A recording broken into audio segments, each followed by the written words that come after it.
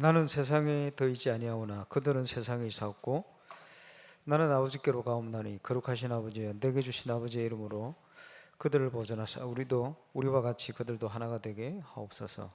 내가 그들과 함께 있을 때에 내게 주신 아버지의 이름으로 그들을 보존하고 지켰나이다. 그 중에 하나도 멸망하지 않고 다만 멸망의 자식뿐이오니 이는 성경을 응하게 함이니이다.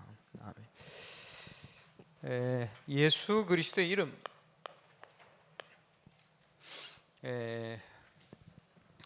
오늘 또 내일 예수님이 오신 날을 기념하는 성탄주일 또 성탄 이브입니다. 예수님에 대해서 우리가 잘 알아야 되겠습니다만은 예수 그리스도의 이름, 하나님 주신 우리에게 주신 최고의 선물이다 고 할 수 있겠습니다. 많은 사람들이 묶인 12가지 문제, 이 부분을 실제로 알고 그리스도께서 이 문제를 해결하시고 이 가운데 있는 우리를 끄집어냈다. 많은 사람들이 모르고 있습니다. 대부분 창세기 3장의 문제가 뭔가, 하나님을 떠나 있는 나, 그 속에 빠져 있는 하나님을 모르는 나, 사단이 만들어 놓는 함정에 빠졌어요. 창세기 6장. 이러니까 눈에 보이지 않는 사단이 주는 영향을 계속 받는 겁니다. 이게 우리도 모르게 우리 속에 깊이 각인되어 있는, 열매 맺을 만큼 뿌리를 내리고 있는, 우리의 모든 인생을 인도받을 만큼 체질화되어 있는, 그게 창세기 3장, 6장, 그리고 거짓 성공으로 대표되는 창세기 11장입니다. 이러니까 무너지는 거죠. 아주 유명한 연예인들이 계속 자살하잖아요. 왜? 자살할 수밖에 없는 뭔가 어려운 것들이 쫙 들어가요. 여러분, 거짓말을 어릴 때부터 계속 한다. 어떻게 되겠어요? 바늘 도둑, 소도둑 된다, 이런 표현을 했죠. 그게 계속 각인돼 들어가는 거예요. 이러면요, 점점점 자기도 모르게 이 사단의 영향을 받고 사단의 권세에 사로잡힙니다. 그죠? 도둑질을 계속 한다. 네, 어떻게 되겠어요? 그 영적 상태가 점점점 사로잡히는 거예요. 거짓된 삶을 계속 산다. 어떻게 되겠어요? 점점점 인생이 여기에 사로잡혀가는 거예요. 그렇겠죠. 여러분, 처음 살인한 가인과 아벨, 가인이 영적으로 보면 복음이 없기 때문에 여기에 완전 사로잡혀 산 삶 아닙니까? 요한복음 8장 44절에 예수님께서 처음부터 살인한 자요, 그 속에 진리가 없으므로 거짓을 얘기할 때마다 저것으로 얘기한다. 거짓의 압이 마귀에게 사로잡힌 인생입니다. 가인이 뭐라 그랬습니까? 뻔히 하나님 아시는데 네 동생 어디 있냐? 내가 동생을 지키는 자입니까? 그러니까 하나님이 눈에 안 보이니 사람들이요, 여기에 사로잡혀 있는데 잡힌지도 모르고 그냥 사는 거예요. 영향을 계속 받는데 나중에는 자기가 막 거짓말 하는지도 모르게 막 거짓말 해버려요. 이런 식으로 나와요. 인생이요, 점점점 살고 이러면 어떻게 되겠습니까? 그러면요, 영적인 데미지가 오는 거예요. 영혼에다, 우리의 생각, 마음 이런데. 그럼 그게요, 영적인 정신적인 것에만 거칩니까? 우리의 육신, 신경 이렇게 영향이 다 오는 거예요. 그죠?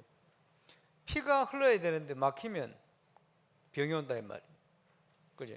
이런 데미지가 육신적인 문제로 계속 연결되지는, 이럴 수밖에 없는 흑암의 문화에 사로잡혀 있는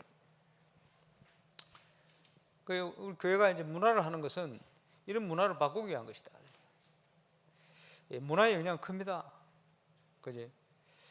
불신자들이 교회 오라면 잘 안 오거든요. 올 이유도 없고. 근데 문화를 제대로 하면 와요. 예수 안 믿는데도 와요. 그럼 오면 계속 오고 싶어 하고 그래요. 이런 데는 계속 와야 된다. 그죠? 이런 것들이 왜 계속 일어납니까? 그게 문화의 힘입니다. 근데 문제는 이 문화를 누가 하느냐. 사단이 사도행전 13장에 완전 문화를요, 귀신 문화를 만들어요. 사도행전 16장 점술 아닙니까? 우상, 이게요 전 세계를 사로잡은 문화입니다. 이 영향 속에 우리 개인이 방황 중입니다. 하나님의 자녀가 해방된 신분을 가지고도 이 비밀을 모르면 계속 방황하는 거예요. 그리스도로 충만하지 않으면 계속 그 각인뿌리 체질 따라 가는 거예요. 그러니 영적인 노예 아닙니까? 당연히. 그러니 나와 내 주위에 일어난 재앙을 막을 길이 없어요. 구경을 하는 거죠. 육신적으로는 계속 어렵습니다. 성공을 해도 어렵고, 그지? 가져도 더 어렵고, 평안하진 않죠. 불신자의 모습 아닙니까? 어느 날 가문의 영적 문제가 그대로 후대에게 전달돼. 너무 힘들고 안타까운데 안 되지는 거예요. 그러니까 이 문제를 근본적으로 영적으로 완벽히 해결할 수 있는 답이 그리스도입니다. 그래서 하나님께서 메시아를 보내겠다. 첫 번째 한 약속이 창세기 3장 15절입니다. 그죠? 이거 이해돼야 돼요. 이사야 7장 14절이에요. 이 무슨 말인지 이해가 되죠. 보라, 처녀가 잉태 아들을 낳을 것이다. 인간의 몸을 입고 오셨는데 왜 인간의 몸을 입고 오셔야 되냐? 인간의 죄를 다 속여야 되니까, 인간 문제를 해결해야 되니까. 그러나 죄가 없어야 되잖아요. 아담의 자손이 아닌 분이 오시게 됩니다. 오셔서 희생제사의 주인공, 피 흘려 죽게 될 것을 계속 예언하셨습니다. 약속대로 오셨죠. 그리스도로 오신 겁니다. 주는 그리스도시요 살아계신 하나님의 아들이십니다. 그래서 이 예수 그리스도를 믿을 때 어떤 내용을 믿어야 됩니까? 예수께서 그리스도로 오셨다. 이 사실을 믿는 자에게는 그리스도의 응답이 함께합니다. 기름 부음 받은 자의 축복, 그리스도, 그 축복이 예수 믿는 자에게. 우리와 함께 하신 예수님은 어떤 분입니까? 나와 아버지는 하나이다. 우리에게 구원을 주시는 하나님, 하나님 아들 하나님이시다. 그래서 그분이 성경대로 오셔서 우리에게 길을 여셨다. 내가 곧 길이요 지을 생명이다. 구약 성경이 계속 예언됐는데 아브라함도 예수 믿고 구원받은 거예요. 앞으로 오실 메시아 바라봤죠.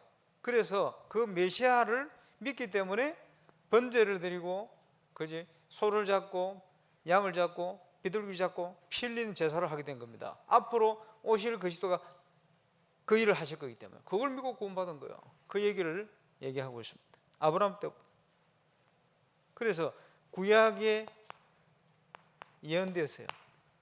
오늘 우리 행사 또 예배 때 말씀드리겠습니다만은 지금까지 찾아낸 것만 467번. 그래, 본격적으로 찾다 보니 예수님에 대한 예언은 첫 번째가 창세기 3장 15절입니다. 그래서 이것을 원시복음이다. 여인의 후손이 와서 뱀의 머리를 상하게 할 것이다. 이렇게 표현한 겁니다. 많이 있겠습니다만은 아까 우리 봤듯이 희생제사 피 흘려 죽을 것이다. 더 구체적인 표현이 이사야서에 아주 많이 기록되어 있습니다. 그 중에 처녀가 잉태 아들을 낳을 것이다. 그 이름을 임마누엘 할 것이다. 어떻게 십자가 지고 어떻게 죽고 어떻게 부활하실 것까지 다 예언되었어요. 예수 그리스도 예언된 대로 오셨습니다. 성취하셨습니다. 그리스도. 그래서 천사가 나타났죠. 아들을 낳을 것이니 그 이름을 임마누엘 할 것이다. 오늘 성탄 행사 때 여러 가지 순서들이 있는데 보면 그 사이사이에 이런 것들이 쫙 나와요. 성경 구절이라든지. 그러니까 우리 렘넌트들이 말이요, 이제 그리스도에 대한 비밀을 가지고 이제 문화를 만드는 겁니다. 그리스도의 비밀을 가지고 이제 그 의미를 아니까 그거 이제 얘기를 하는 거죠. 근데 오늘 행사 때 많은 내용 속에 있겠습니다. 아들을 낳을 것인데 그 이름을 예수라 해라. 그 뜻이 뭐냐? 저희 백성을 저희 죄에서 구원할 자다. 하나님이 선택하신 하나님의 백성을, 죄 가운데 있는 하나님의 백성을 저희 죄에서 구원할 자라. 인간은 스스로 인간에게 온 사단이 준 이 문제 해결할 수가 없어요. 죄와 근본적인 문제 해결할 수 없어요. 그 문제를 해결하러 그리스도께서 오신 겁니다. 그냥 오신 게 아니고 예언을 성취하신 겁니다. 이사야 이 성경을 인용했죠.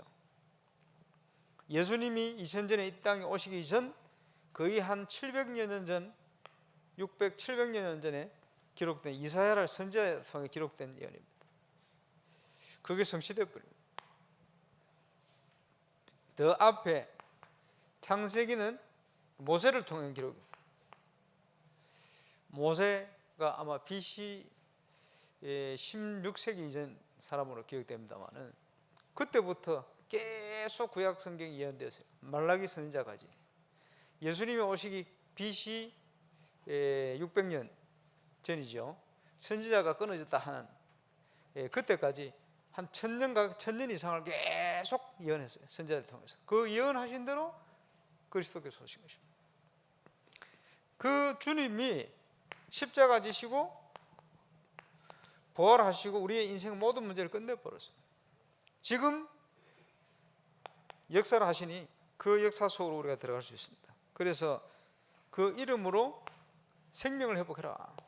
영접할 때 하나님 자녀이 됩니다. 오늘 읽었던 본문이죠. 그 이름으로 우리를 구원하시는데 하나도 빠짐없이 당신의 계획 속에 택한 자를 건지시는 거예요. 그래서 성탄절이 되지면요, 제일 많이 우리가 듣게 되는 성경 구절이 지극히 높은 곳에서는 누가복음에 나오는 하나님께 영광이요. 왜 영광입니까? 그리스도의 사역을 통해서 구원의 역사가 이루어진 거예요.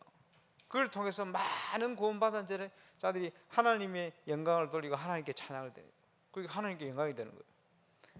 땅에서는 뭡니까? 기뻐하심을 입은 사람들, 그게 누구죠? 영원 전부터 당신의 기쁘신 뜻대로 선택하신 하나님의 사람들, 구원하시기로. 저와 여러분이 구원받으니. 그래서 하나님이 택한 사람들이 주시는 평화다. 저와 여러분이 세상에서 얻을 수 없는, 여기에서 빠져나와서 말이에요, 참된 평화를 누리게 될 거예요. 기뻐하심을 입은 사람들 가운데 평화를. 뭐가요?